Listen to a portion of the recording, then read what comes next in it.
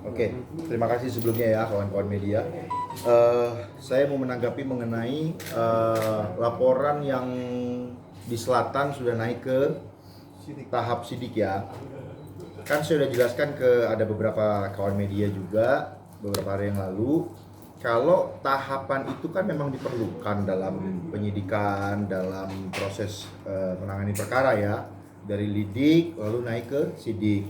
Jadi menurut saya naik ke sidik itu tidak ada horornya, nggak ada ya, karena memang itu kan melalui proses ya.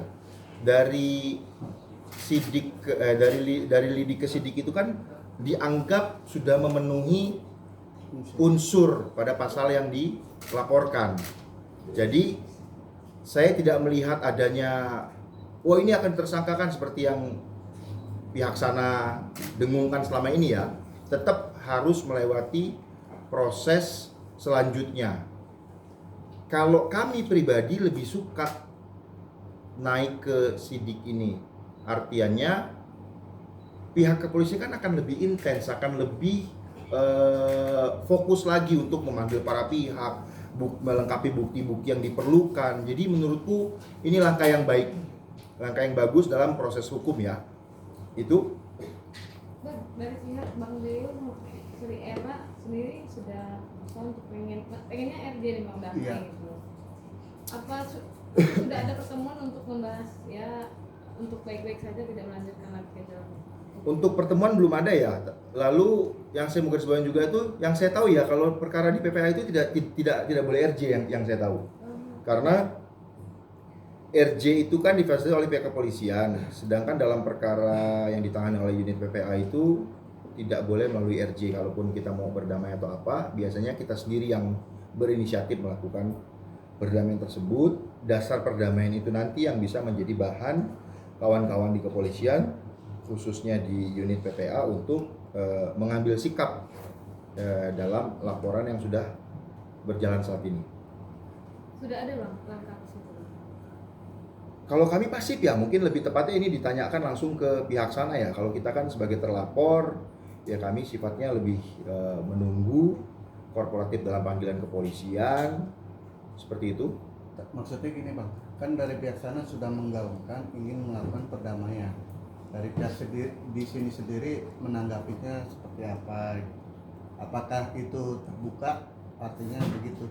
Kan alangkah baiknya bila mana memang ada rencana untuk berdamai itu kan jangan cuma hanya didengungkan ke media, tapi mungkin bisa langsung menghubungi kita atau minta difasilitasi oleh kawan-kawan kepolisian, meminta difasilitasi ya, bukan untuk di RJ tadi. Itu kan bisa, tapi sejauh ini belum ada yang menghubungi kita, baik menghubungi ke pihak kuasa hukumnya maupun ke klien kami langsung, Ibu Erin.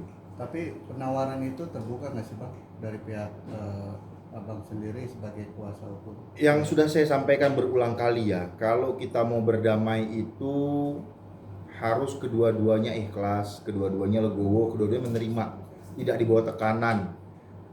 Berdamai ini kan bukan cuma sekedar jabat tangan. Kalau memang hanya sekedar jabat tangan, mungkin kita bisa realisasikan dalam waktu dekat. Pasti kan akan ada tuntutan-tuntutan yang menurut saya nantinya pasti itu yang dapat menghambat terjadinya perdamaian. Artinya ada syarat gitu Bang? Bukan syarat ya. Gimana saya harus sampaikan ke kawan-kawan media ya? Saya ambil contoh sedikit lah. Gugatan perdata itu kan memang bukan kantor kami yang pegang ya, tapi kan saya agak kaget juga membaca gugatannya itu ada kerugian imaterial itu di 1 miliar. 1,1 malahan. Kira-kira nih itu bisa nggak menjadikan alasan kita untuk berdamai? Saya kembalikan ke kawan-kawan media. Enggak, ini menyangkut yang herannya Bang. Oh iya, kita kan nggak tahu nanti tuntutannya apa. Kalau kan saya bilang tadi, kalau perdamaian itu hanya sesimpel jabatan tangan, berpelukan, saya rasa minggu ini bisa kita realisasikan.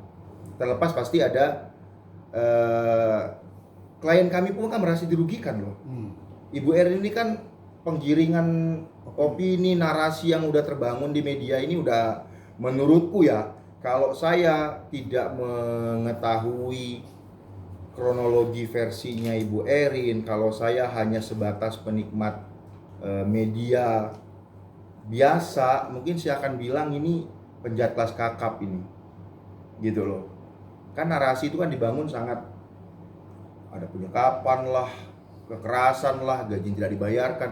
Tidak seperti itu, percayalah. Makanya ini kan yang bisa menjawabnya kan waktu dengan proses hukum. Jadi sebenarnya mereka sudah memulai ini karena hukum. Kami maunya selesai sebenarnya sebagaimana proses hukum sebenarnya. Sebenarnya ya, kalau bicara perdamaian itu mungkin kita jauh untuk melakukan perdamaian. Tapi saya bilang tadi, kita membuka kok itu semua dengan syarat saya bilang tadi ya, masing-masing itu logowo, ikhlas dan memang saling mau memaafkan gitu loh. Karena kalau bicara rugi ya kita lihat nanti kerugian siapa saja yang timbul gitu loh. Dari pihak kami pun kerugiannya ya nama baik ya, dia juga public figure, dia juga maksudnya belum lama juga ada case lah ya sama mantannya. Artinya kan memang bertubi-tubi loh ini ujiannya kalau menurut saya gitu loh. Artinya kerugian ya pasti ada lah. Dia jangan lupa loh, dia juga seorang ibu loh. Dia punya kewajiban untuk care untuk apa ke anak-anaknya. Mungkin kan itu sekarang jadi tersita waktunya untuk hal seperti ini. Bang, Gitu. kemarin kan beberapa waktu silam justru Mbak Eri sendiri istilahnya itu tidak akan melakukan perdamaian atau tidak ada damai, bahasanya seperti itu. Menyikapinya gimana? Gini ya yang saya bilang tadi itu mengenai tidak mau damai. Kan saya bilang tadi damai itu kan tidak sesimpel berjabat tangan ya. Damai itu masa sih sekarang orang perkara sudah sedalam ini. Proses hukum sudah sejauh ini. Lalu nama baik sudah tercoreng. Narasi sudah terbangun dengan sekian dengan horornya lah ya kalau menurut saya ya. Terus tiba-tiba tuh yang yuk kita damai aja. Kan mungkin tidak akan segampang itu juga orang menerima damai. Tapi saya tidak mau bilang, kan saya udah sampaikan juga ke beberapa media lain, kalau masih pakai ego baik dari pihak sana maupun dari pihak kami, sulit berdamai itu terjadi. Percaya sama saya, sulit. Tapi mungkin kalau kita misalnya nih yang saya harapkan kemarin dengan adanya keterlibatan Ibu Rike dari Komisi 13, kalau dia memfasilitasi untuk ada pertemuan dan lain-lain, itu kan bisa terbangun dengan ada chemistry-nya, dengan ketemunya, dengan apanya. Dan di sana kan juga mereka bisa melihat, kan orang gini loh, kalau kita sering didolimi oleh seorang anak kepada ibu saja deh, kepada ibu sambung biasanya, saya ambil contoh case ya, itu dipertemukan saja takut loh, karena biasa dianiaya. Nah, kenapa pihak Ibu Rike yang saya lihat sangat aktif ya dalam case ini, kenapa nggak coba dengan memfasilitasi seperti itu? Lihat ada nggak ketakutan itu? Kan kita bisa membaca psikisnya orang, bisa membaca gesturnya orang. Itu yang saya sayangkan. Jadi kita bagaimana itu memperkeruh suasana. Memperkeruh, saya tidak mau menyimpulkan ke sana ya. Tapi yang pasti harusnya independensinya itu harus benar-benar terlihat. Harus adilnya itu harus terlihat. Karena kan beliau itu bukan seorang lawyer. Beliau itu wakil rakyat. Di mana beliau itu di komisi 13, di mana itu mencakup HAM, hukum dan reformasi birokrasi. Menurutku yang dilakukan oleh beliau itu offset kalau menurutku dengan hadir ke penyidikan. Oh emang nggak boleh Pak Romsi? Boleh, jangan bersamaan dengan pelapor dong, independen dong, sendiri dong datangnya. Kawal, dilihat, dipanggil, disurati, kan mekanismenya kan seperti itu. Instansi-instansi terkaitnya berkolaborasi dengan Komisi 3. Itu dong harusnya. Mengunjungi bukan tidak boleh, boleh tapi sendiri, terpisah, jangan berbarengan dengan pelapor maupun kuasa hukumnya pelapor. Kalau menurut saya itu udah overlap ya. Menurut saya itu sangat overlap.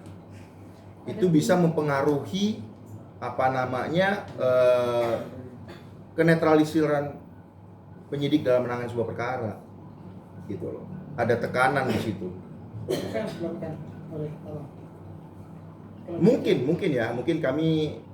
kita lihat nanti. Kami juga tetap berusaha untuk berkomunikasi juga dengan pihak Ibu Rike. Kami juga sempat mengirimkan surat untuk RDP, untuk minta di RDP kan juga. Itu kami surati di tanggal 8 Juni 2026 ini tanda terimanya.